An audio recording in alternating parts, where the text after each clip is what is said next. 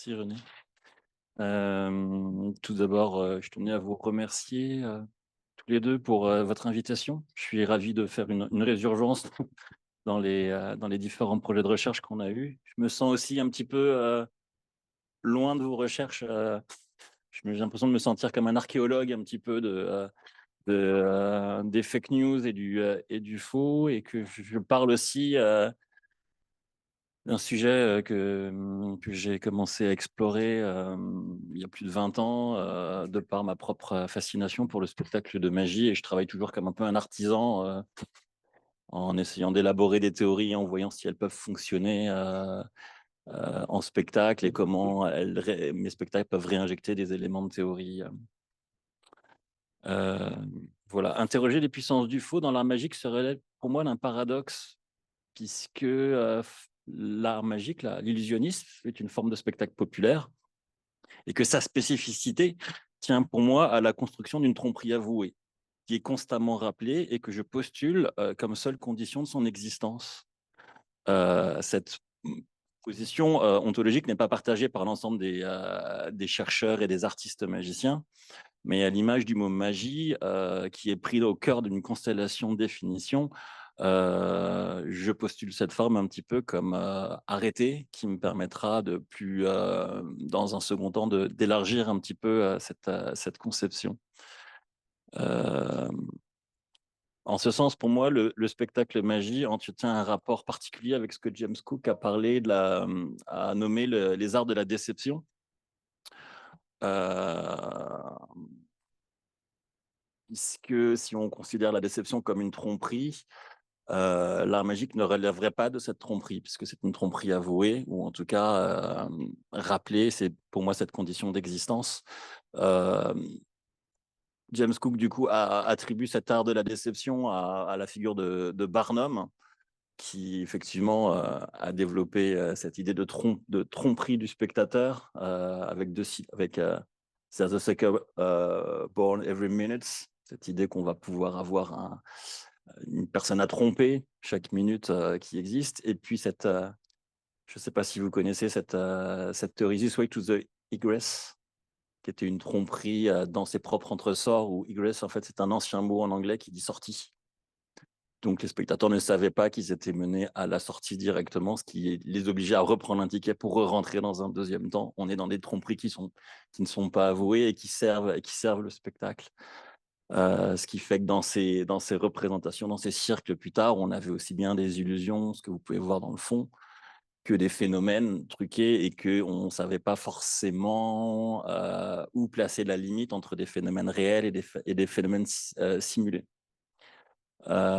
Pour moi, l'art magique relève plutôt d'un art de la déception avec un accent aigu, où on sait bien que tout ce qui est présenté sur la scène d'un magicien relève du faux. On a envie d'y croire, mais on sait bien qu'on sera déçu. D'où pour moi le serment du secret. Il n'y a pas besoin de devoir expliquer au spectateur qu'il a été trompé, ou de lui expliquer les phénomènes, puisqu'il doit le savoir au départ. Si on est obligé de lui expliquer, c'est qu'il y a un problème. Alors du coup, je reviens à ma première diapo, qui était une citation de Carl Germain, un magicien américain, qui disait Conjuring is the only absolutely honest profession. A conjurer promises you to deceive, and he does. Le fait qu'on connaît ce pacte de départ, et pour moi, même s'il y a des diables et dans l'imagerie, des choses un petit peu étranges, on sait bien qu'on est dans une situation, dans un spectacle simulé. Ces spectacles, pour moi, ont pourtant de longue date étudié les puissances du faux, et exposé à leur manière des questions longuement débattues dans d'autres champs disciplinaires. Par exemple, comment discerner le vrai du faux, le fictionnel du performatif, le contrôle du libre arbitre. S'il ne s'agit pas tant pour les artistes magiciens d'arpenter les possibles en scène, pour eux, il s'agit pour moi d'interroger le regard du spectateur. Car si la facticité des phénomènes leur sont régulièrement rappelés, le spectateur ne reste jamais non dupe et se retrouve trompé. Pourquoi le faux, toujours présent en horizon d'attente de ces spectacles, n'est-il jamais perçu? L'hypothèse de cette communication est que cette posture empruntée du spectateur, de non-dupe pourtant dupé, découle une construction consciente de la part des artistes que j'étudie ici sous l'angle du principe d'indécernabilité énoncé dès le 19e par Robert Houdin. On y reviendra. Pour aller plus avant, cette indécernabilité, pour moi, résulterait d'un décalage entre les catégories de trucage usité et l'image que l'artiste magicien se construit. Pour décrire ce phénomène global et proposer une macro-analyse du spectacle magique, cette communication se propose d'inverser une perspective communément empruntée. Et plutôt que de décrire les modus operandi des effets magiques et de se concentrer sur les matérialités de la tromperie, les objets truqués, les machineries cachées, les manipulations secrètes, il s'agira plutôt d'interroger l'image de l'artiste magicien perçue par le spectateur, et ce, à travers le prisme de 3 catégories que j'ai précédemment établies dans mon ouvrage. Ces 3 catégories sont le côté scientifique, théâtral et virtuose. Ces 3 catégories étant elles-mêmes rattachées à 3 milieux, la performance, la conférence et la représentation. Nous verrons en particulier que le spectacle de magie détourne cette essence intermédiale à son avantage, puisque l'indécernabilité des effets résulterait d'une opération mécanique, d'un décalage volontaire entretenu entre 2 systèmes, l'artiste empruntant les moyens techniques d'une des catégories, alors qu'il rattache son personnage à un milieu différent. Ce mouvement de déliaison entraînant finalement une perte de repères et la création d'un champ aveugle pour le spectateur. Donc, je vous propose une étude de la genèse de ces catégories magiques en lien avec les milieux auxquels ils se rattachent, pour vous montrer l'importance de la figure du magicien, en tout cas les variabilités de cette figure.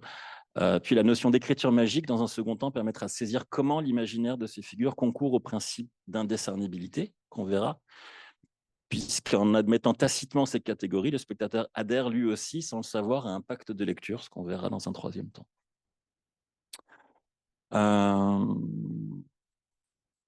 D'une origine triple, comme de nombreuses pratiques spectaculaires, en fait, l'étude de l'art magique reste à approfondir. Les ouvrages fondateurs dans les années 70 ont fait des premières études. Et jusqu'alors, en fait, les ouvrages écrits par les artistes, les autobiographies, les mémoires ou les ouvrages de vulgarisation étaient plus souvent le fait de mémoires édifiantes, voire ouvertement publicitaires. Je pense à Marius Cazeneuve, un magicien toulousain, qui fait écrire son autobiographie à 24 ans, qui explique toutes les péripéties qu'il a pu avoir alors qu'il n'a que 24 ans. D'autres études historiques ont été produites par des collectionneurs, souvent sous forme d'articles publiés au sein de revues corporatives. Ces récits se sont construits à partir de pièces conservées au sein de leurs collections privées qui étaient difficilement accessibles. Au début du XXIe siècle, on vu naître de nouvelles études de forme académique, d'une part par des chercheurs isolés, je pense à Matthew Salomon, Pierre Taillefer, Thibaut Rioux, puis se fédérant au sein de groupes de recherche dont le projet des Arts Trompeurs, qui a duré de 2014 à 2018 et aujourd'hui qui peut être un peu prolongé dans l'esprit par Science at the Fair, un groupe de recherche en Belgique, ou dans mon propre groupe que j'ai créé à Toulouse qui s'appelle Illusiographie. Ces initiatives, en fait, ont pu révéler l'histoire de l'art magique et son héritage, remettant à jour certains jalons historiques et qui ont permis de repenser l'évolution des formes du spectacle magique, réhabilitant certains artistes, certaines pratiques ou réfutant certains mythes historiques, tels l'aveuglement d'un public imaginaire face à un magicien pris pour sorcier, qui a fait partie des thèmes qui se véhiculent. L'étude synthétique de ces travaux tente à faire surgir une origine complexe de l'artiste magicien moderne. Dans sa généalogie, nous nous limiterons qu'au 19e, il serait issu d'une triple spécialisation, virtuose, théâtrale ou scientifique. Euh, euh, et il nous semble,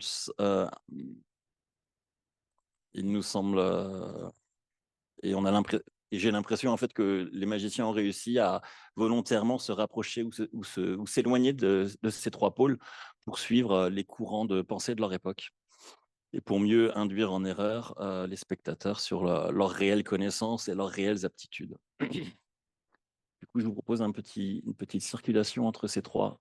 Alors, comme tout à l'heure, comme hier, ça ne marche plus. Ça marchait bien tout à l'heure. Hop là, parfait, ça raccroche. Première figure, après le joueur antique de pierre et l'escamoteur du Moyen-Âge, le titre précipitateur va orienter l'esprit du spectateur vers un artiste virtuose. Ici, vous avez une des représentations les plus célèbres d'un escamoteur. Ce qui est amusant, c'est que le terme n'existait pas à l'époque. Ce tableau est attribué à l'école de Jérôme Bosch. Ici, vous avez une femme prestidigitatrice avec ses 3 gobelets et sa baguette au bout de la main droite. Ça,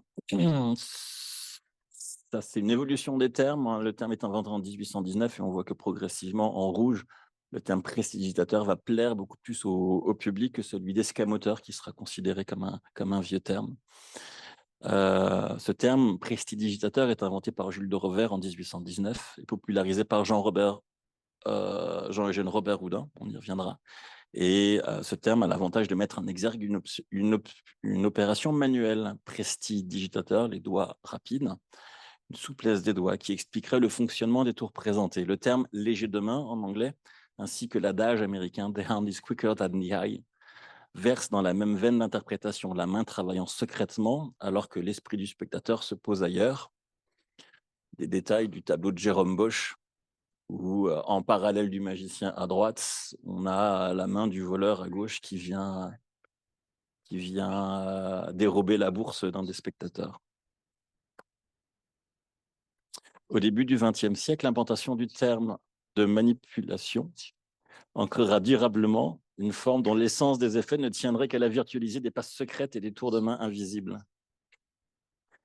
Il est vrai que l'arsenal des techniques du magicien repose en partie sur des déplacements imperceptibles d'objets, sur la prise ou le dépôt d'accessoires, autant que sur les capacités corporelles acquises par l'expérience, estimation de la force, du poids nécessaire, de la précision des gestes.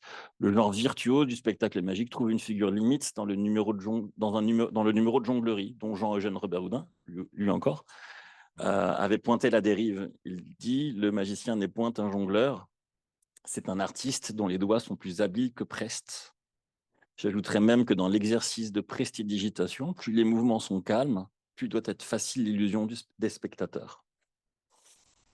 Les critiques ont souvent analysé cette forme, la manipulation, comme une quintessence de l'art magique, une représentation pure, lavée de tout élément étranger. Comme dans l'ensemble des pratiques virtuoses, une vision morale est sous-jacente. Virtuosité fait référence à virtus, à la virtus latine, qui qualifie tant les qualités physiques que morales d'un homme, le courage, la vaillance, mais aussi la perfection morale.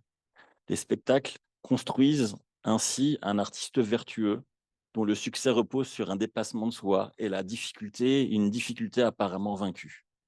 L'artiste se distingue par ses qualités physiques, il manipule vite et de nombreux accessoires prouvent ainsi sa supériorité.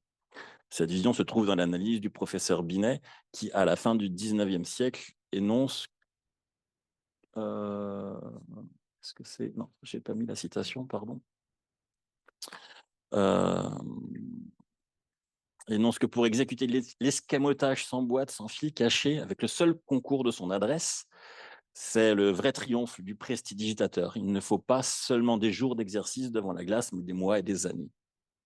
Le terme et l'esthétique et la présentation de ces spectacles permettent de s'approprier l'image d'un artiste romantique dont le temps, le travail, la rigueur et l'abnégation permettent de se diriger vers le bien, vers son devoir et de se conformer à un idéal. Ces aspects amèneront Henri Poincaré, Auguste Lumière ou Jean Rostand, entre autres, à recommander l'enseignement de la magie à des fins d'éducation morale dans les écoles. Cette forme d'adresse pure est cependant une construction destinée à tromper les spectateurs puisque les effets présentés dépendent d'objets spécifiques, précisément préparés ou intégrant des astuces, des mécanismes qui se substituent au travail de la main. Ici, vous avez une chronophotographie faite par Demeny, ça précède les débuts du cinéma et c'est Alfred Binet, un psychologue, qui vient justement étudier la virtuosité de Reinali, un magicien du théâtre Robert Houdin, où on vient étudier son habileté en décomposant son mouvement ici pour faire un faux dépôt. Voilà, sur le pôle de virtuosité, j'associe la forme de la précipitation, on y reviendra. Dans les dernières années du 19e siècle, s'implante un nouveau terme dans la langue française, vraisemblablement emprunté en anglais. Il s'agit du terme illusionniste. Et l'illusionniste exploiterait l'infrasensible. Et les effets présentés seraient dus à une interprétation erronée des perceptions du spectateur. Comme le conçoit ici Ernst Gombrich, il dit « Quelqu'un qui dirigera sous nos yeux une aiguille de façon convaincante nous fera entrevoir un film qui n'existe pas. Les illusionnistes professionnels sont capables de faire apparaître ces perceptions fantômes. Ils nous mènent à suivre, selon un déroulement prévu, des situations qui nous sont apparemment familières, qui font que notre imagination nous entraîne et comble d'elle-même les lacunes sans que nous puissions savoir à quel moment nous avons été trompés. Cette conception semble dans une réalité historique. Au XVIIIe siècle, le terme physicien a permis aux anciens escamoteurs de gagner en notoriété et en respectabilité.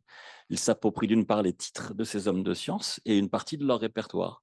Ces professeurs rénovent leur image en se présentant comme des passeurs de sciences auprès des publics mondains lors de démonstrations scientifiques de salon ou des publics populaires lors de séances de récréation foraine. Ce rapprochement leur permet d'ouvrir des cabinets de physique préfigurant les théâtres magiques du milieu du 19e. Sans forcément rentrer trop dans le détail, les approches en fait sont multiples. Alors à nouveau, j'ai perdu le signal, je crois. Je vais passer à la diapo d'après. Et voilà, j'ai la main. J'ai étudié dans mon livre le cas de François Bienvenu, qui était un vulgarisateur scientifique qui, pour avoir plus de public, a proposé progressivement un espace de spectacle, puis une boutique pour arriver à vendre des objets qui relèvent un petit peu de la magie. Donc, c'est quelqu'un qui part des sciences pour aller vers le spectacle.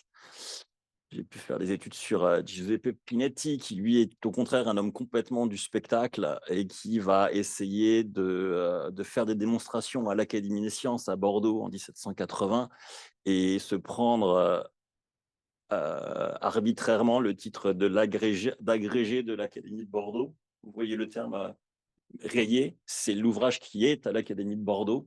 Et donc, quand ils ont reçu l'ouvrage, ils ont rayé le nom de titre et effacé la mention qui est sur le dessous. Et je ne peux pas ne pas citer Robertson, qui se présentait dans ses mémoires comme un physicien, un aéronaute, est connu pour ses représentations de fantasmagorie ou dans ses premiers spectacles de lanternes magiques au couvent des Capucines.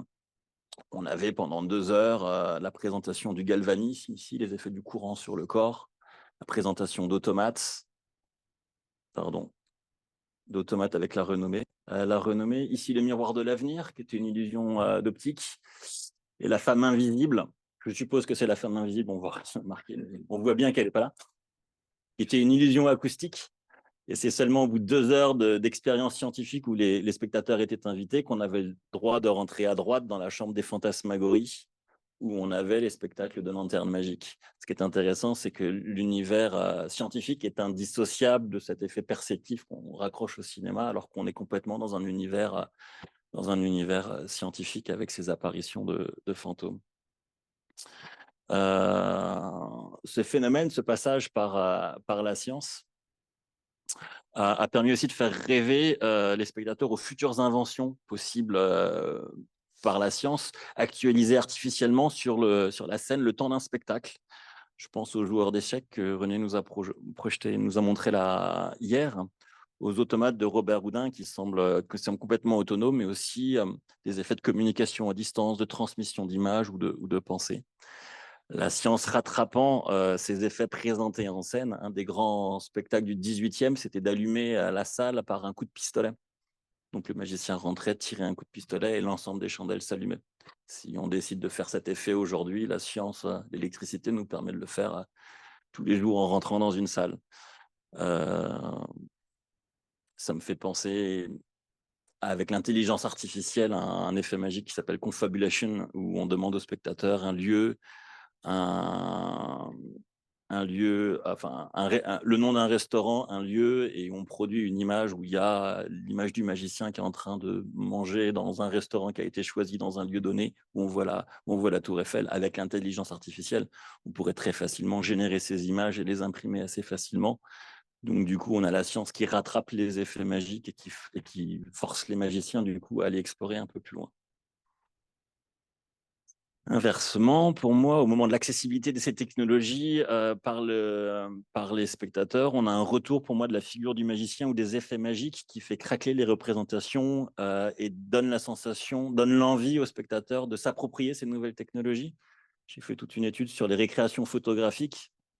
J'ai perdu la main à nouveau. Super, merci.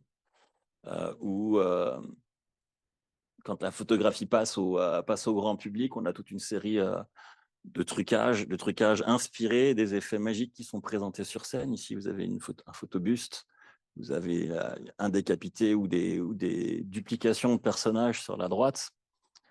Je pense ici, par exemple, à Marco Tempest, qui est magicien, qui se joue magicien technologique et qui présente en 2006-2007 des illusions avec les premières vidéos qu'on a sur des portables.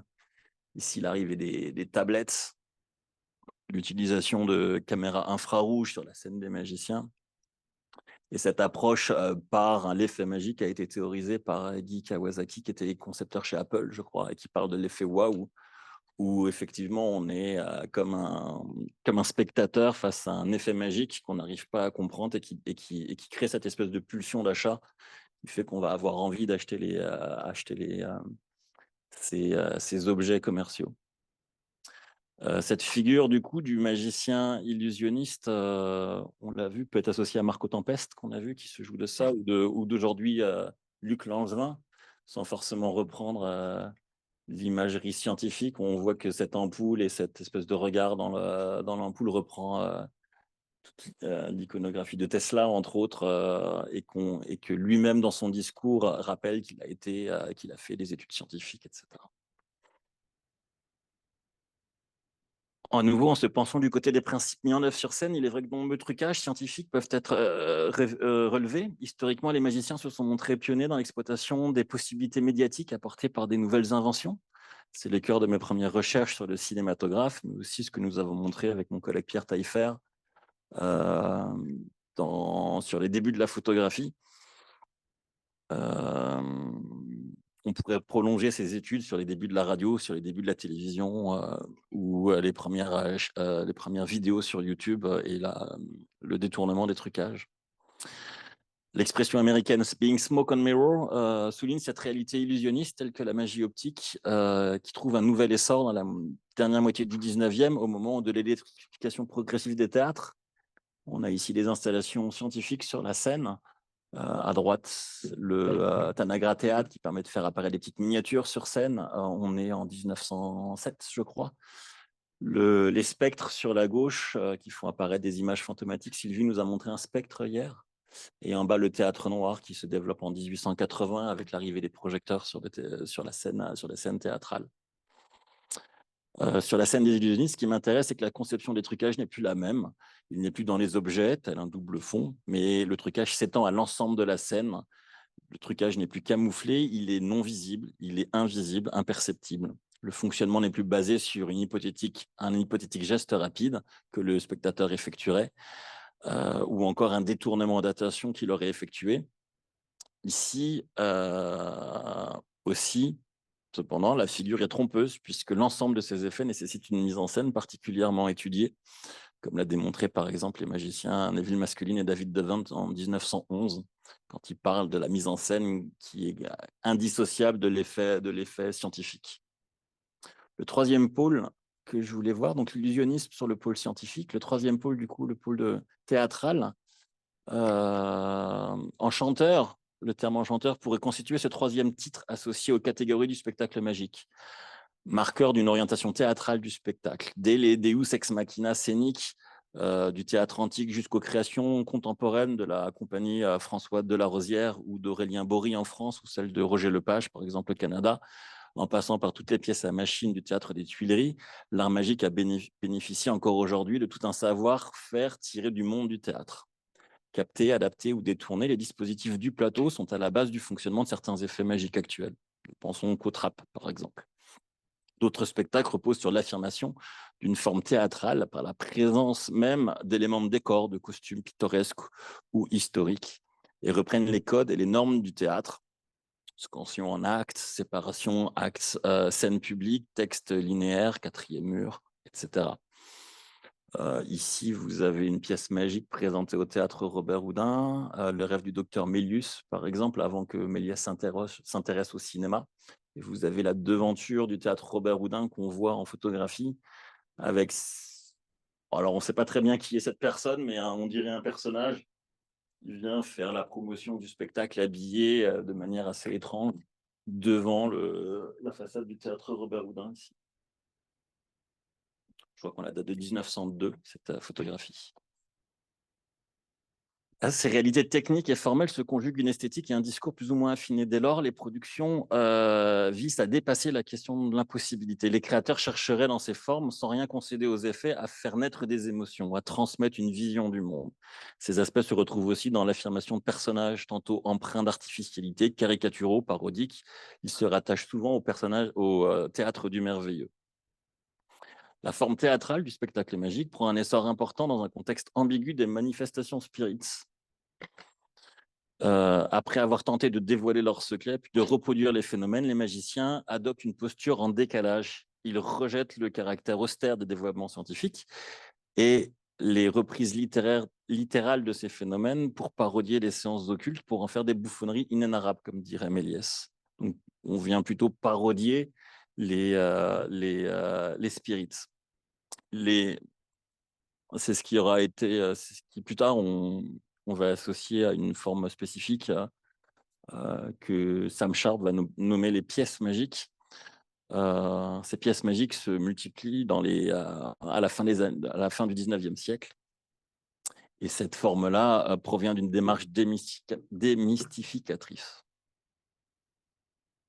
Ce qui m'intéresse, c'est qu'en ajoutant de nouveaux effets, cette démonstration un petit peu austère, la démystification devient attrayante, plus spectaculaire, pour finalement aboutir à une forme de théâtre que les magiciens fantasment comme autonome. À nouveau, si on retourne la pièce, ces courtes scénettes magiques dépassaient rarement une demi-heure et visaient souvent à compléter un programme plus éclectique.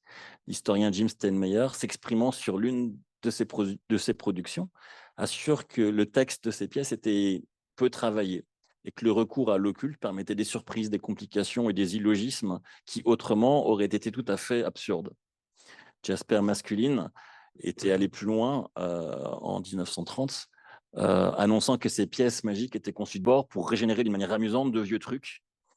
Donc à nouveau, cette forme est une forme illusoire qui permet de masquer d'intégrer, de représenter de vieux trucs. Alors du coup, Will the Witch and the Watchman, qui a été présenté plus de 2000 fois, je crois, à l'Exhibition Hall, théâtre de magie de Londres, l'équivalent du théâtre Robert Houdin.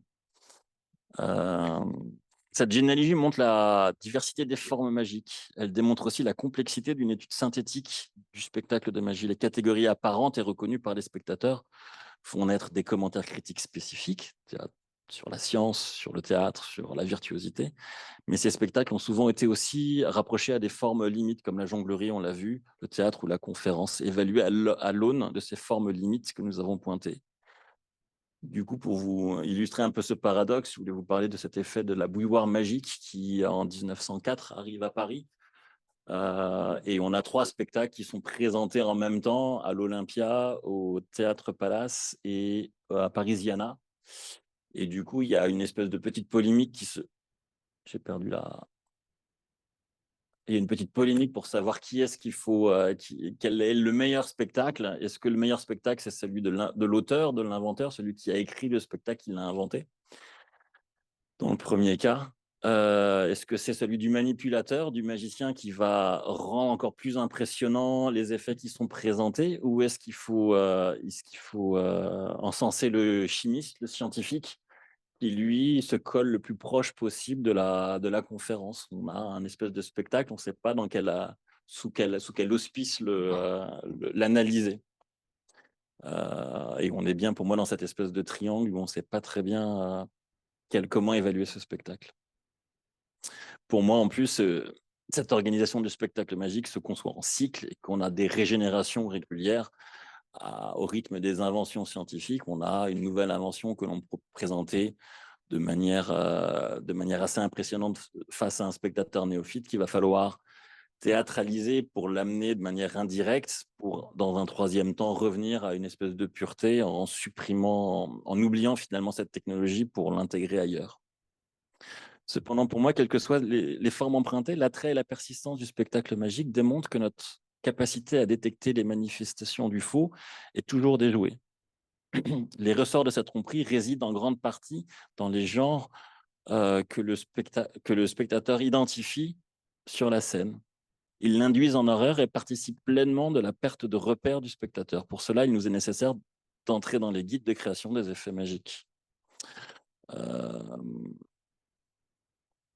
C'est quoi la diapo d'après? Science, théâtre, Ouais, je veux bien passer à côté. Ça, c'était vous parler un petit peu de l'appréhension en cycle. Au 18e, on a le feinteur ou le maître des secrets au théâtre. Avant le 18e, on a les termes physiciens, on a l'escamoteur qui est du côté de la virtuosité. On passe du coup sur les formes classiques avec l'illusionnisme, le précipitateur, les pièces magiques. Et pour moi, on a un espèce de cycle où on va tourner un petit peu sur chacun de ces pôles pour régénérer le spectacle magique. Ici, des techniques à l'œuvre. Ce que je vous disais, application scientifique, l'utilisation secrète de l'électricité au 19e, par exemple, l'utilisation de l'aimantation, des sciences comportementales de l'optique, de l'acoustique, les habilités utilisées par le virtuose corporel, la souplesse, la dextérité, la précision des mouvements, le raffinement, perception furtive. Ou du côté du théâtre, les installations scéniques, les costumes, les décors, tout ça, participe en fait de trucages qui sont à l'œuvre dans le spectacle de magie. Ce qui m'intéresse aussi, c'est que selon ces pôles, le spectateur évalue différentes capacités. En science, on va évaluer le contrôle des perceptions du spectateur. C'est-à-dire que le spectateur se dit, tiens, il y a eu des perceptions fantômes, il y a des choses qu'on n'a pas pu voir. La virtuosité, le spectateur évalue le contrôle du corps de l'opérateur.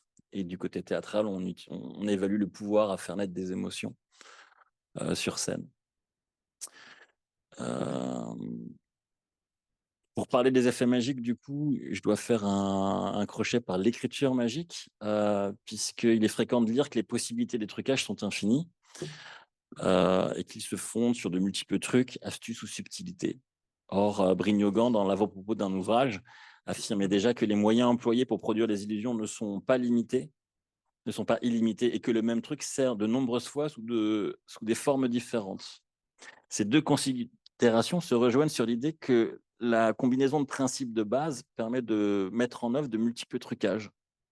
D'autre part, dès le milieu du 19e, une approche théorique récurrente de l'art magique débute et elle vise à classer les effets magiques en un petit nombre de catégories que Robert Houdin identifie à 7, par exemple. Il n'y aurait que 7 effets différents.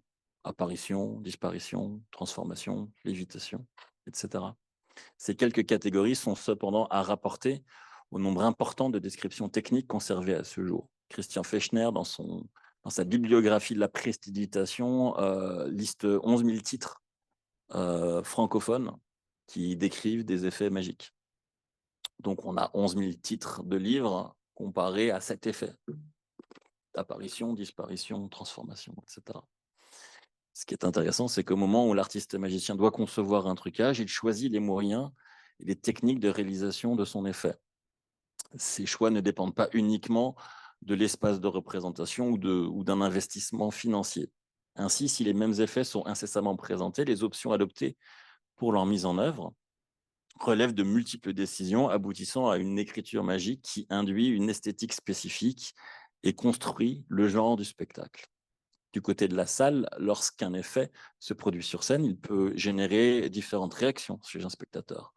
Un même phénomène, une transformation par exemple, n'est pas systématiquement perçue comme magique. Elle peut induire d'autres sensations de surprise, de suspense, d'attente ou de peur. En retour, un illusionniste aguerri peut reconnaître l'auteur d'un effet, ou tout au moins une école de pensée à laquelle il se rattache en regardant comment l'effet est mis en œuvre.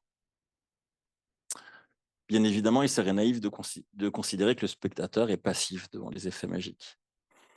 L'écriture magique anticipe souvent les réactions des spectateurs et leur capacité à analyser les moyens mis en œuvre pour parvenir à réaliser ces effets. Cette phase, nommée phase de reconstruction, est plus ou moins intense chez le spectateur et selon les présentations adoptées par le magicien. Si le spectateur est incrédule, le magicien l'est tout autant. Il a conscience des connaissances du spectateur et anticipe son raisonnement et sa reconstruction.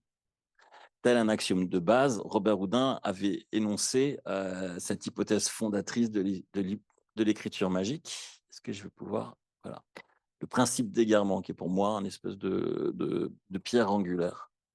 Robert Houdin dit: «On ne doit rien négliger de tout ce qui peut concourir à égarer l'esprit des spectateurs. Aussi, lorsque vous présentez un tour, tâchez de faire attribuer son exécution à un tout autre principe que celui qui le produit». Ce que j'appelle le principe d'indécernabilité.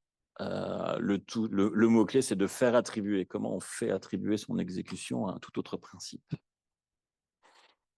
Du coup, je l'ai annoncé un petit peu en introduction, l'artiste magicien, pour moi, construit une déliaison entre les moyens mis en œuvre et le genre auquel il rattache son personnage. Un numéro mettant en scène des techniques théâtrales sera par exemple présenté sous l'angle de la démonstration scientifique, telle la suspension éthéréenne que présente Robert Houdin, où Robert Houdin fait s'endormir son fils, suspendu par son coude à une canne posée elle-même sur un tabouret, posé lui-même sur un banc dont on a retiré deux jambes. Je ne sais pas si vous avez vu. C'est un effet présenté par Robert Houdin, on est en 1860. Il le présente sous l'angle scientifique, alors que c'est plutôt des techniques théâtrales, sans rentrer trop dans le détail. Ce qui est amusant, c'est qu'on voit à l'œuvre ici le principe d'égarement. Robert Houdin va présenter son effet suspension éthérienne, c'est grâce à l'éther qu'il endort son fils. Donc, c'est une présentation qui relèverait plutôt d'une découverte scientifique, alors que les principes à l'œuvre sont plutôt des principes théâtraux. Et on peut retrouver ça dans les numéros de manipulation, où même si on a l'impression que c'est la virtuosité pure des mains, c'est quand même conditionné à la présence souvent d'un fond noir et d'un éclairage spécifique.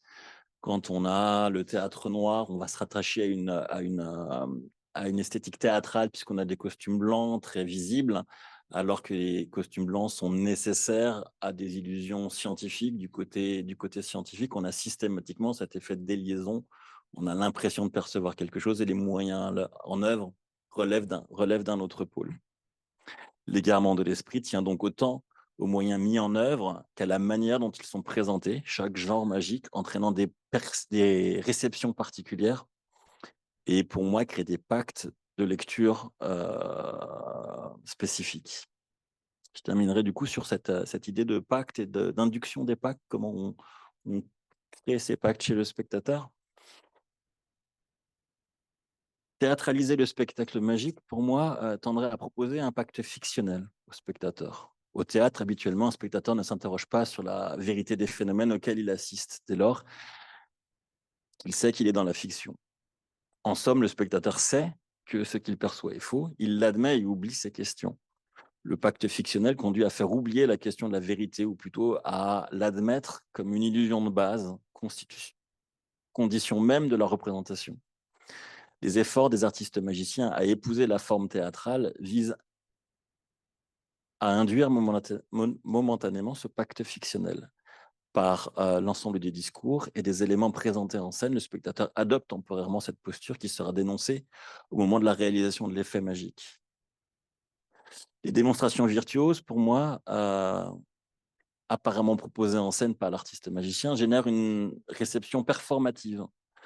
Ce phénomène module lui aussi les attentes et les croyances selon trois axes principaux. Tout d'abord, l'idée que l'artiste est impliqué personnellement dans la représentation. Il semble effectuer par lui-même et sans aide extérieure les phénomènes présentés.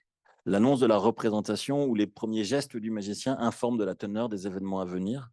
Ils ont pour but d'assurer de l'identité de l'artiste, que l'artiste est un locuteur réel. Le personnage semble s'effacer ou se confondre avec la personne qui est présente en scène.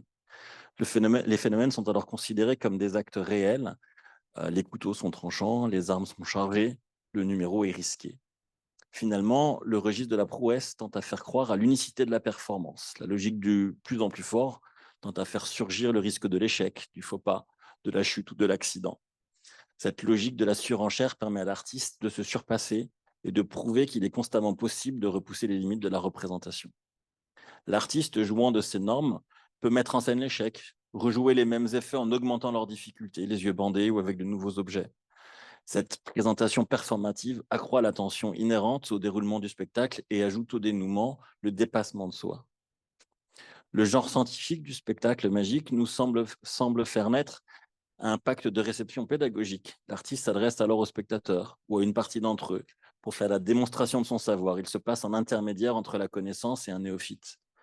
Certaines approches pédagogiques misent d'ailleurs sur ces effets et explorent la possibilité d'une pédagogie par désenchantement.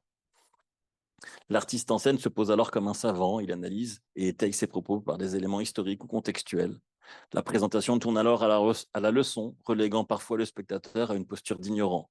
Il s'adresse alors à un groupe d'individus isolés, parfois un spectateur fictif, pour ancrer ce pacte. Il se risque parfois à stigmatiser une partie de son public pour mieux créer un rapport de complicité avec l'autre. L'artiste légitimise ainsi, comme au XVIIIe siècle, sa présentation par la transmission d'un savoir et désamorce les critiques. L'art magique ne peut être décrié pour sa propension à n'être qu'affabulation, à mesure où il se mue en théâtre du savoir. Dès lors, le magicien partage ou démontre ses connaissances. Il peut se permettre d'appliquer des opérations complexes, compter des cartes, doser des liquides, prendre le temps de calibrer des instruments. Il a le droit à l'erreur, au test, au changement de modèle. La question du faux sur la scène semble évacuée pour mieux être réinvestie secrètement. Ce pacte fait oublier l'importance de la manipulation et du travail de la main et légitime d'autres opérations. Ces protocoles, parfois attribués, parfois arbitraires ou superficiels, ne sont parfois que des éléments de mise en scène qui ne visent qu'à induire ce genre scientifique. Du coup, pour conclure, tout en démontrant la forte influence sur la culture du XXe siècle de l'art magique, Simon During a souligné que, je cite, « L'art peut être noble et profond alors que la magie est triviale et légère. L'art peut générer un immense capital culturel alors que la magie n'en produit aucun. Cependant, selon le magicien Teller, le charme persistant de l'illusionnisme tend à démontrer le contraire.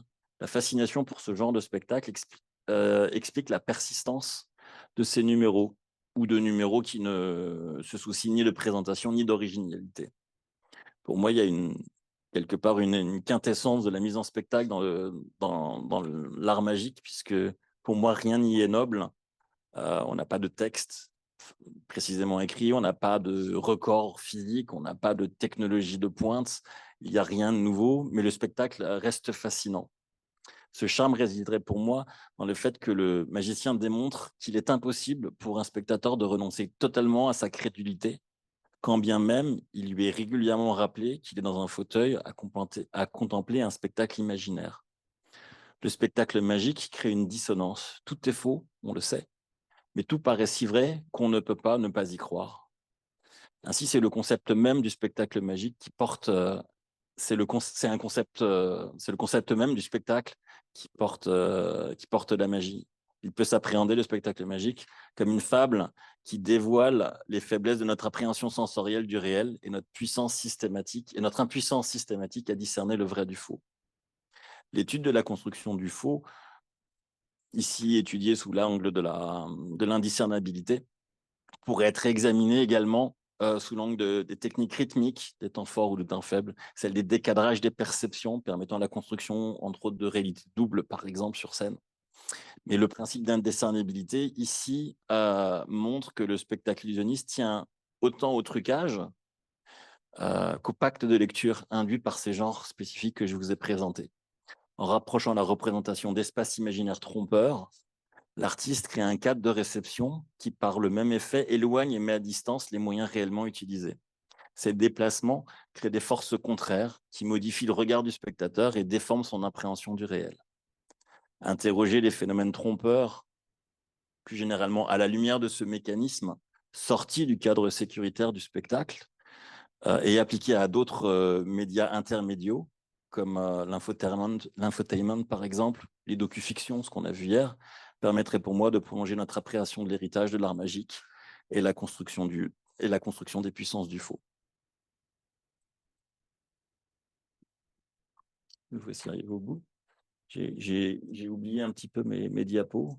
Je voulais vous montrer les différents pactes pédagogiques, fictionnels, performatifs.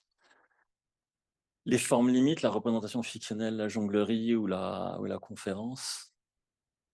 Et puis, pour moi, les manières d'induire ces pactes dans les spectacles. Utilisons la logique de la surenchère, multiplication des dangers physiques.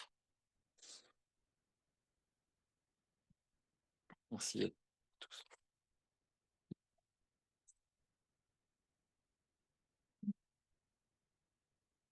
Alors, merci beaucoup, Frédéric Tabet, pour cette présentation.